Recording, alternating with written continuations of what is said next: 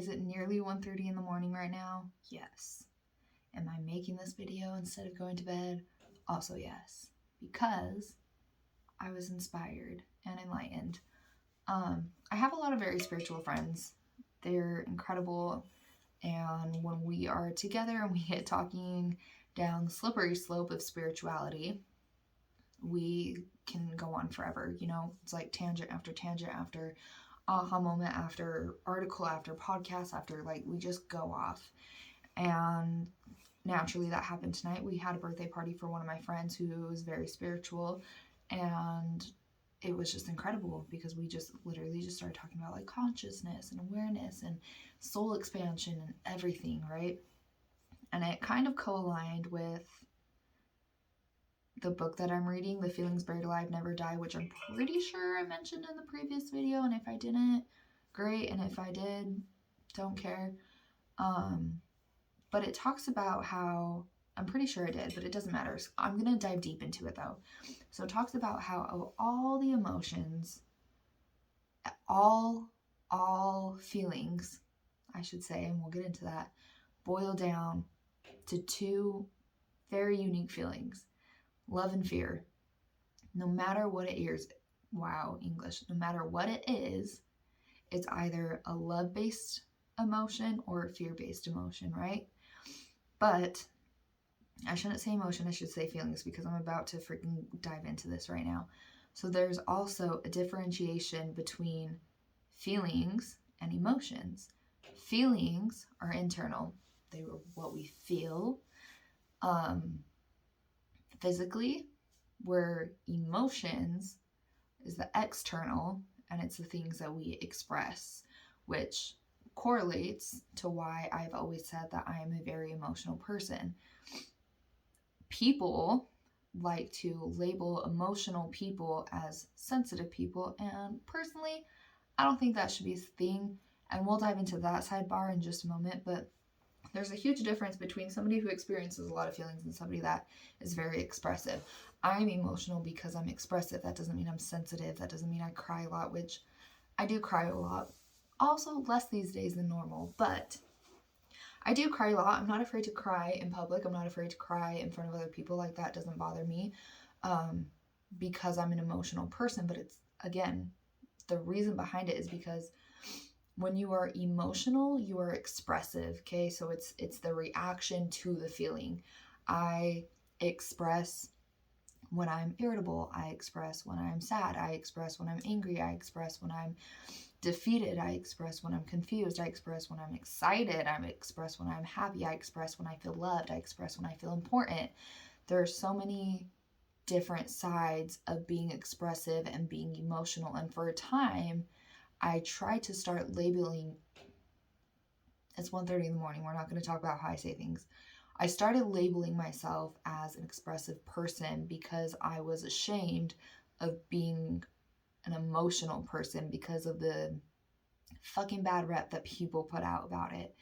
And it always bothered me so much because I got made fun of all of the time. Like, Alex, you're so emotional. Alex, you're so emotional. You're so sensitive. Let's bring that sidebar in real quick and dive into that. Sensitive should never be a term that is used towards people in the sense of their feelings. Sensitive is touch based. It's like my nerves are sensitive, my muscles are sensitive, heat sensitive, like temperature sensitive, motion sensitive, pressure sensitive. Like, though, that's the appropriate time to use the word sensitive, okay? Not towards people. People are not sensitive. People are valid. And it's the people that can't handle it or are uncomfortable with people being expressive that they start labeling people as sensitive, because it makes them feel in control of the situation and it makes them feel more comfortable, and it also shuts down the person that they're calling sensitive, and so in turn creating a person that is not emotional, if that makes sense, because it causes walls, it causes trauma. I know I'm one of them. I've been told that my whole life, but now I'm at a point where I will openly admit, like, I know I'm a very emotional person because I know I'm a very expressive person, and expressive can also be dissected in the sense of my anger and irritation and like frustration, oftentimes, not saying I'm perfect, I'm not, sometimes I freak out, but oftentimes I stay very composed. But a lot of the times when I feel those negative, heavy emotions, I typically shut down. And for someone like me, as you can tell from my videos, I gesticulate a lot. And I also, I'm very animated. My facial expressions, like I'm very animated. So when I'm shut down, I'm quiet, emotionless, and like expressionless. In my face, I look cold, and I don't talk much. Like that's still me being expressive, because even though I'm not being extra and reacting big, for me, shutting down is an expression, because it's out of my norm, right? I'm just going off because I was thinking about this while I was driving home, just based on our conversations. But anyways, and I think that's a really important thing for people to know the difference between, is like feelings and emotions. So then I don't know how it got twisted into my brain, and so I'm literally just going off right now, but part of it is accountability and emotions. I don't know why I started thinking about that, and that actually was probably the pre-thought to what led me to everything, but part of that book is talking about being accountable, and I have recently, for the past few years, have been one that's like, I hold people accountable and I hold myself accountable, thinking that if I hold myself accountable for my actions and I admit that I'm wrong, I'm holding myself accountable. But I have recently found out, very recently, in the last few months, and then also because of reading this book and the way that it breaks it down and explains it all, is that I haven't been quite as accountable towards myself as I have for others, in the sense of accountability is more than just actions. Accountability is also your thoughts and your feelings. And I posted on Twitter the other night, this is actually probably part of where the thought came from. I posted on Twitter the other night that my heart was really heavy. And I said that in the sense, or in relation to, the fact that I've been growing so much, and I'm aware that I'm growing. I'm aware that I'm evolving and learning a lot and trying to implement all these things that I am comprehending now into my life to be a better person moving forward, right? From this point on, with the new knowledge that I now have. And so growth oftentimes is hard. You outgrow people, you outgrow places, you outgrow situations, you outgrow self-disrespect, and you outgrow sometimes family, okay? Family and friends, which goes back to people, but that is such a hard pill for me to swallow, okay? Because once I love somebody, I love them deeply, and as long as people communicate, that's all I've ever asked for in my relationships, is if you're communicating with me, I don't give a fuck if we have a disagreement. I don't care if we don't see things eye to eye.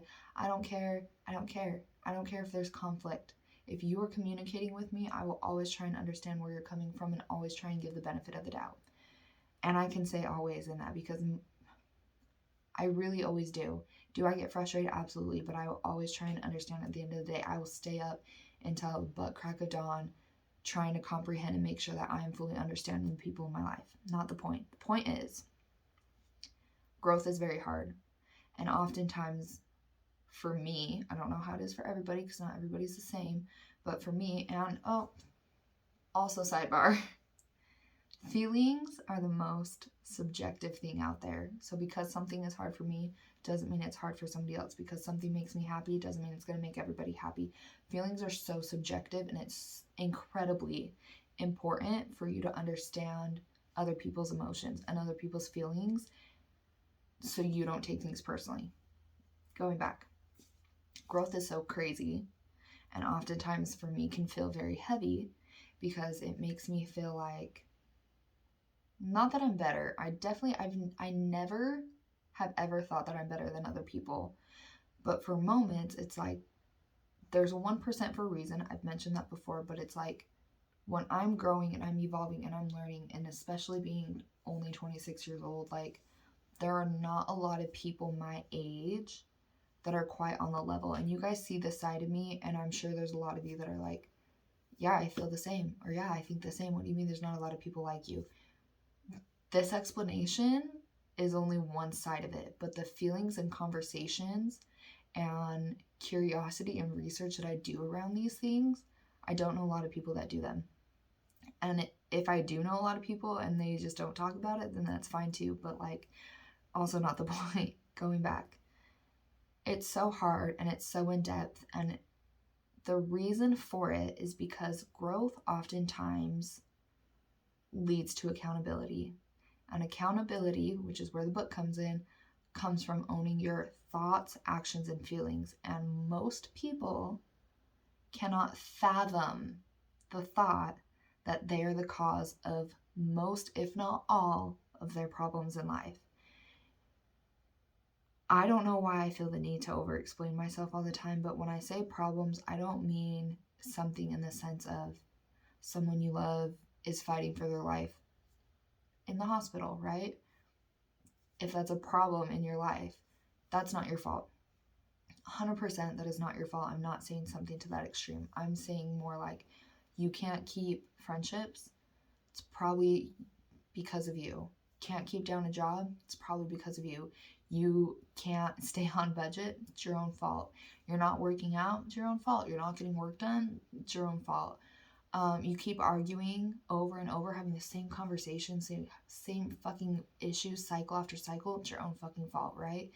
And we don't realize that that's a thing. And most people can't stand the thought that they are the reason, because it's so, and I've done this before, I really have. And it feels wrong word, it feels hypocritical for me to say that as being somebody that has done this, but like that's where growth comes in, is because I can now recognize and see all the times that has happened now that I'm aware and have that awareness, and I know what it feels like, I know what it looks like, so if it comes up again, I know how to handle it moving forward.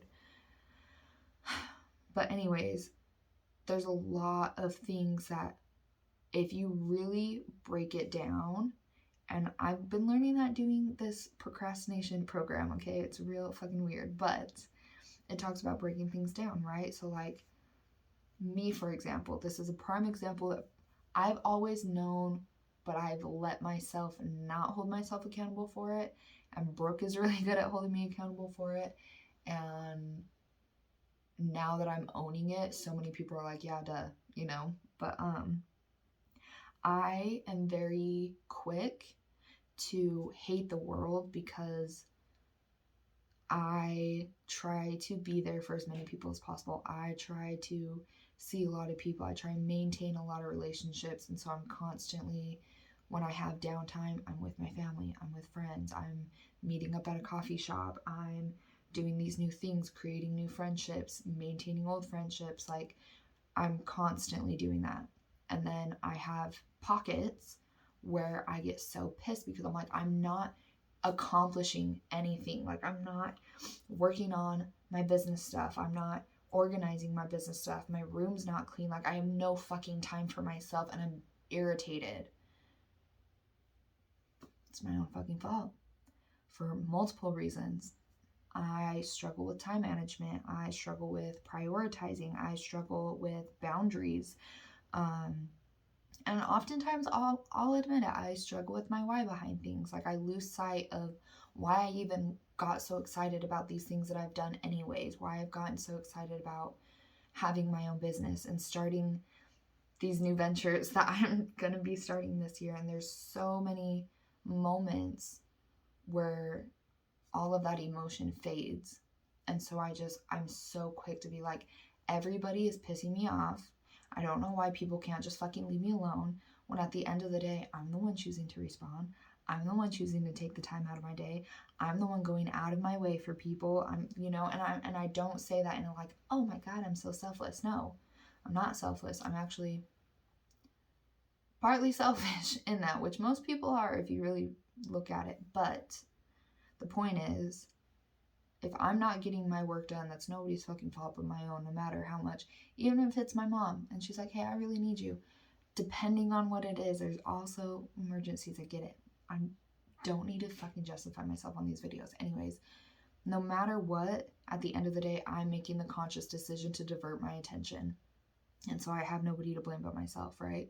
And if I'm feeling frustrated, it's my own fault that I'm frustrated. And that's where holding yourself accountable for your feelings come in. And then even your thoughts, because I told you I get in my head like, fuck, I fucking hate everybody. I just wish everybody would leave me alone. I need to hold myself accountable for that. Like, is that really what I wish everybody would leave me alone for real. Like, I'm a very social person. Is that really what I wish? Like, holding myself accountable on that level too. Being fully conscious, being fully aware of all of these things. And it's a wild ride to live in a state where you are always thinking about these things and always thinking about how you're affecting the energy in the room.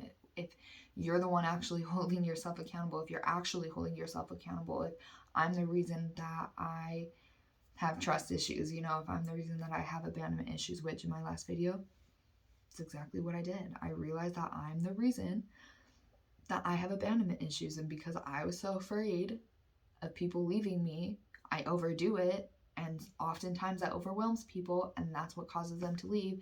And then it's solidifying my ego belief system that people that I love abandoned me, So like, that's my own fucking fault. Like, I need to get over that and learn how to love from a selfless place again.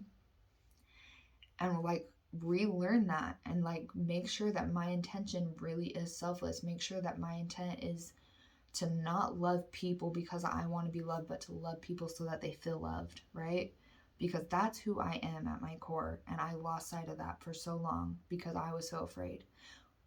Which, full circle, that's why love can still be a fear-based emotion. It doesn't matter. But there's nothing else. I literally just drew blank. I just felt like I needed to share that because I was racking my mind with it my entire drive home tonight. And I feel like I need to share it because it's a really good episode. And I just love the awareness of it. And I feel like the more people that I can reach and share that to, like, I'm reading this book that's teaching me about it. So you can either read it too, or you can just watch the video. I don't do very good at explaining things, if I'm being entirely honest. So it'd probably be best to read the book anyways. But not the point. The point is, I wanted to come on, share my experience with you guys, share my opinions with you guys, and share my views of everything, because that's what the podcast is for. That's what these videos are for me to just share my life and how I'm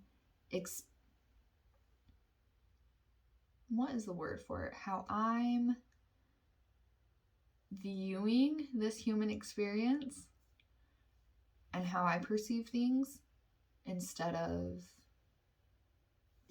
nope. Don't know where I was going with that. It's literally almost 2 o'clock in the morning. I'm not even kidding. So this is not, I'm getting so tired now that I'm like drawing a blank. My mind's like, hey, you said what you need to say. It doesn't matter. The point is awareness, consciousness, expansion, souls. It's a thing. It's a real thing. You know what? Before we go, let's pull a lesson card because I haven't done that on my YouTube yet. And I think that'd be pretty cool. One second. So these are my lesson cards. I've never done cards with you guys before. This is fun. But these are Soul Journey lesson cards. This is actually a really cool deck because I got it at Barnes & Noble. But when I got it, it was like, I knew immediately I needed to have it, right? Because I choose crystals and tarot and oracles based on what I'm drawn to. And they had a lot of their tarot and oracle decks, like the majority of them, behind the counter because people steal them because they're douchewads. And so I walked up to the counter and, I asked the girl, I was like, do you guys have like the tarot back here? And she was like, yeah, it's behind us. And this was the first deck that I saw and I just knew, like, buy it right there. Like, I was like, that one. I didn't even hesitate. I literally just like, she said, oh, they're right here. And I said, okay, I want that one. And she even told me, she's like, I've never had somebody pick out a deck that much. And I was like, I've never had that happen to me either. That was really weird. Haha. Okay, let's pull 2.